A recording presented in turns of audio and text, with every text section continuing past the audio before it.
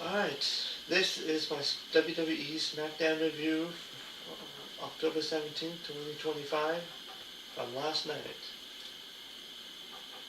Um, so I watched it, so I'm gonna give you a review.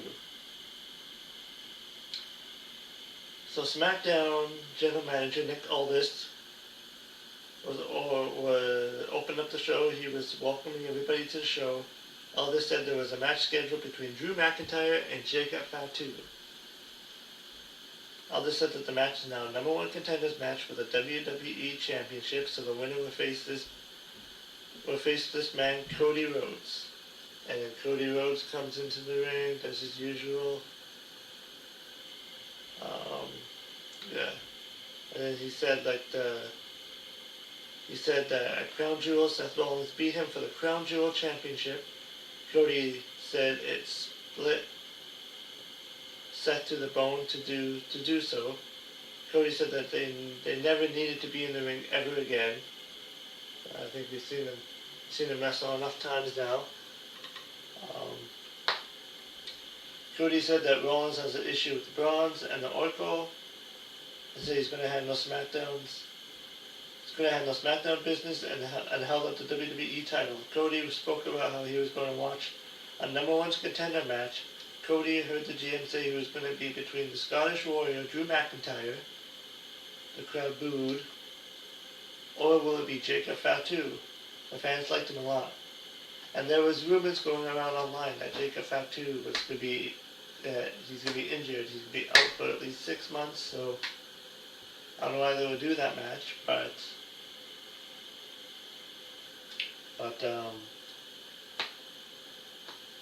yeah, we'll find out later on as the show goes on what will happen. And yeah.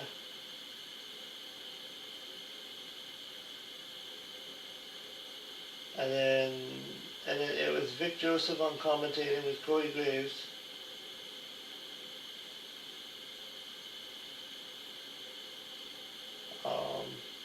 So in wrestling terms, Corey Graves went off of TV because he got destroyed by Brock Lesnar, and now he came back with uninjured.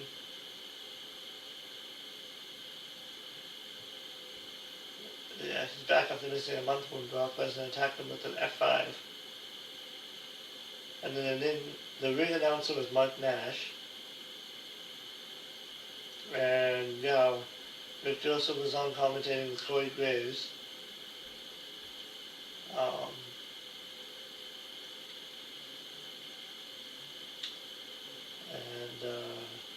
Yeah, Ray Phoenix was showing getting photos taken. Solo Sikoa approached and told Ray Phoenix to get out there. Phoenix was beaten up by Solo and his MFT group. Some officials showed up to break it up. And then the first match of the night was Charlotte Flair and Alexa Bliss as they defended the titles against Saraya and Sorika. Saruka made the entrance and there wasn't much of a reaction, but they are a good team. And then they showed NXT's Blake Monroe at ringside since she's facing Saruka at Halloween Havoc for the NXT Championship. Yeah, this is a good match. Yeah, I think Saruka and Saraya are going to be really good stars in the future. Depends if they keep pushing them. This match went about 12 minutes, and the winners were Charlotte and Alexa. It was after Flair applied the figure four and Ruka tapped out. A pretty good match with the challengers getting plenty of offense throughout the match, but then Ruka was distracted by Monroe at ringside, and Flair capitalized to get the win. It was mostly a standard tag team match with Bliss as they faced in Pearl for most of it. Flair got the hot tag. Ruka hit her finish, but Bliss was there to break up the pin. There needs to be some heel teams for Flair and Bliss to face as champions, but this was a good match. And then And then Jacob Fatu welcomed Cody Rhodes to the Bay Area to the Shark Tank. Fatu said when he's finished dog walking to Drew, he will show Cody that Jacob is all gas and no brakes. With it, Cody said he hopes he was right. While Fatu spoke with Cody, we could see Drew McIntyre watching on in the background. What is he planning on doing? And up next is a look at Aleister Black Damian Priest match from last week when Zelina Vega helped Black win. And then Aleister Black was featured in a video saying that for weeks and months he has been setting in motion Black with his wife, his real life wife, Zelina Vega. Black said he was always part of the plan, and Vega said it was always by design. Black said that they are necessarily evil, the balance, and Vega said that the venom isn't poisonous, it's salvation. So I'm guessing Zelina Vega's going to be with Aleister Black now, which I mean it's good for her because she wasn't really doing much of anything. She was with LWO and they weren't really going anywhere. And yeah, so and I guess you need another power couple duel since Karrion Kross and Scarlett Bordeaux isn't on SmackDown anymore. Isn't with WWE anymore. But yeah, I mean Zelina Vega is I think that group would be really good. And then a clip was shown of the MFTs led by Solo attacking Sami Zayn and Shinsuke Nakamura. So I didn't do a review last week for SmackDown, but last week for SmackDown, Shinsuke Nakamura came back. They re-signed Shinsuke Nakamura only for him to get beaten down by the MFT. And then Miz was backstage talking to SmackDown General Manager Nick Aldis, saying he wanted something to be big. Aldis agreed to it. Sami Zayn walked into the office, and Aldis explained why Zayn isn't scheduled to be on the show tonight. Aldis said he wanted Nakamura to have another shot, but the MFTs are causing problems, and Nakamura is still in Japan. Zayn got fired up, saying that this U.S. title means a lot to him, and he wanted to defend his title. Zayn said if anybody wants a piece, they know where to find him. Zayn left Aldis. Aldis asked Miz if he needed anything else, and the Miz said he's good, and Miz left. So Sami Zayn entered his entrance as the U.S. champion, and the fans popped for him. The Miz walked out to answer the U.S. title open, saying he was so sick of the open challenges, and then Carmelo Hayes attacked the Miz from behind by throwing him into the LED video board. An official took them to the back, so that was a really good beatdown angle by Carmelo Hayes.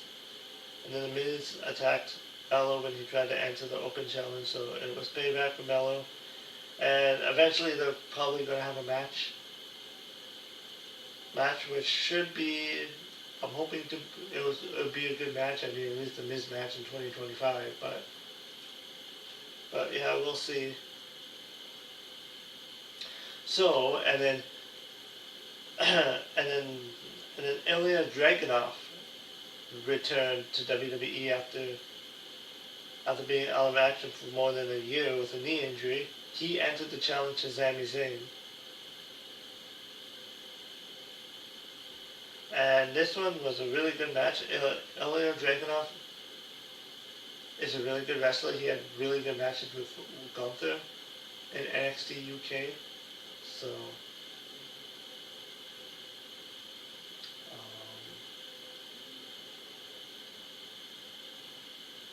yeah, and this match went 19 minutes with Ilya Dragunov actually beating Sami Zayn and becoming the new U.S. champion. So this was an awesome match, higher than 4-star level TV match, and an impressive showing for both men in Dragunov's return match after more than a year.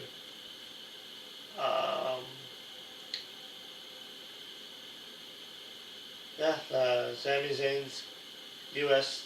title open challenge only lasted about 2 months, and he had so much good matches, and yeah.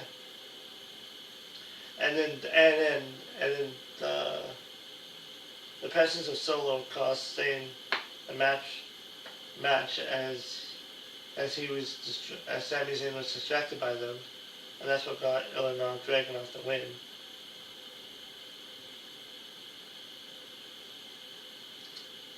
And then Sami Zayn stood in the middle of the ring looking for a handshake, but the MFTs went into the ring to attack Zayn and Ilya. And when I saw this beatdown, like they were dressed in masks and white masks, and I was like, oh, the Retribution come back? But it was just the MFT, Talatonga, JC Mateo, and Tonga Loman. They attacked Zayn and Dragunov with a variety of moves. And then Ray Phoenix went into the ring to try to make the save, but Talatonga hit Ray with a huge chokeslam. And then Solo did a promo asking if you forgot. Solo said that the MFTs run Smackdown, and they are going to get back everything that his family's lost. Solo said that he'll make his family tree champions again. And then a video aired on the screen from the White Six, and then they stood in the ring with the MFT. So it looks like they might be planning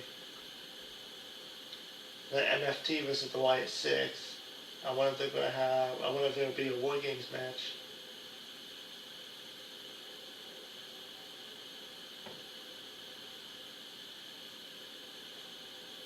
And the White Six are also tag team champions too, so it could lead to that too. It could lead to a match too.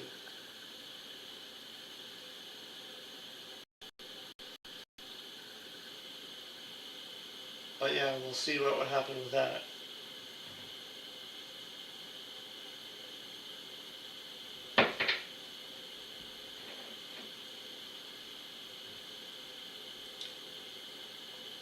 And then the women's champion, Tiffany Stratton, was interviewed by Kathy Kelly. Stratton said that Valkyria took her to the limits, but Stratton had been undefeated for the past year, so one loss does not define her. Kiana James interrupted the interview to say that she still lost. James said that's why she offered her expertise to Stephanie and not to Tiffany. James said she only represents top talent like Julia. Stratton said that James knew she doesn't have it. Stratton said those who can't represent. James said she can do it all in the ring, so Stratton challenged James to a match next week, and James accepted. And then this next segment, the Motor City Machine Guns, Alex Shelley and Chris Sabin were shown talking how they've been in WWE for 1 year. When they said this, I was just like, oh, they've been in WWE for 1 year, and they only had one, and they lost like every week, and they've only had like one tag, and they became tag team champions once, and then they've just been buried ever since. And then they bragged about being former WWE champions. Angel and Berto trashed the Guns for not having such success since then. I mean, yeah, but it's not their fault. They're a really good team. They're a really good tag team. They're a main event tag team in TNA. But WWE, I guess, doesn't see it that way. And Sabin and Shelley reminded them that they beat Angel and Berto a year ago, so they challenged them to a match. And yeah, and the Motor City Machine Guns won the match. It was a 10-minute match. Good TV match between the two. The Guns, they don't really have a storyline, but they don't have much of a story for a long time. But the tag team division is good, and teams can really get in the ring. And then Nation Frazier, and Axiom were watching on a TV backstage about what they would do next. Frazier wanted them to do something while Axiom said they should wait. DIY's Tommaso Ciampa and Johnny Gargano arrived with Candice LeRae. Ciampa said they stayed away for 2 months while the Street Profits showed who they thought they were, losers, and they talked about Halloween and spoke about stupid masks, so they mocked Axiom. They led Axiom to challenge DIY to a match, and Axiom left. And there's an attempt at building a tag team feud by having that backstage interaction. So now it's main event time. Jacob Fatu's music played for the main event. As his music played, there was a shot backstage, and Fatu was down on the ground, yelling him in pain, while some metal structure was on him. Fatu was bleeding from the mouth. Smackdown general manager and other officials were there as Nick told Fatu to relax while they called for the medical help. So I guess this is a way to write him off TV as he's injured, which is unfortunate because Jacob Fatu is like, he had potential to be a massive star. Like, he's over with the crowd. And yeah, it was reported on Thursday that Jacob Fatu had an injury that would sideline him well into next year. So not good for him.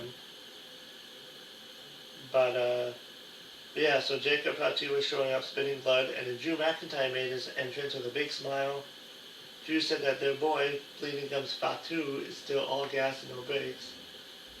And then he told the referee to raise his hand as the #1 contender. And then SmackDown General Manager Aldis arrived to say he doesn't know what happened back there, but he knows it's bad. Aldis said if he finds out that Drew McIntyre had anything to do with that, and the Drew said he had nothing to do with that. The Drew said that Aldis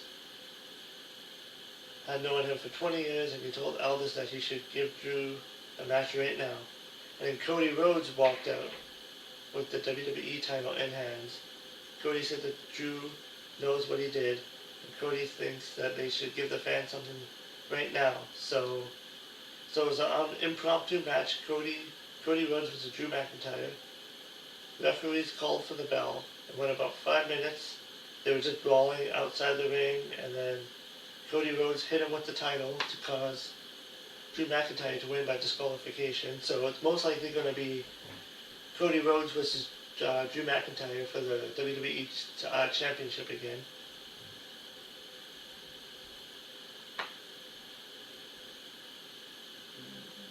And it'll probably be at a Saturday night's main event.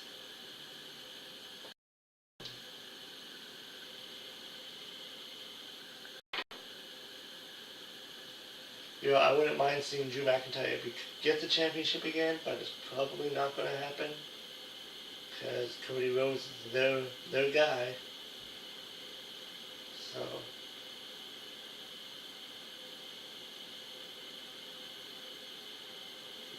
yeah, so that was SmackDown. The 3 stars of the show were probably Ilya Dragunov, Sami Zayn, the match of the night. So if you were to watch one match, watch that match on SmackDown. And then one angle probably have to be Cody Rhodes and Drew McIntyre segment. Other than that, it was a decent episode of SmackDown. It wasn't.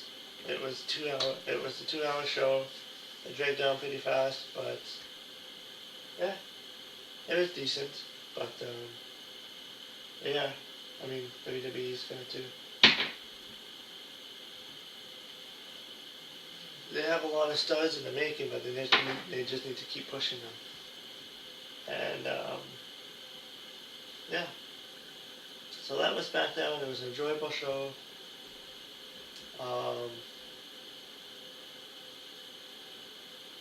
Yeah, so it was decent. Set up some matches in the future and some storylines, and we'll see where they go with Ilya Dragunov, what he's going to do as the U.S. champion. And yeah, I mean, he's a good wrestler, so he'll have a lot of good matches with a lot of people. So there's that. So yeah, thank you for watching my SmackDown review and for October 7th, 2025. And I'm going to be coming back. I'm going to be making a next video right away on AEW's Wrestle Dream. So if you like that, stay tuned for that. And yeah, and I'll see you in the next one.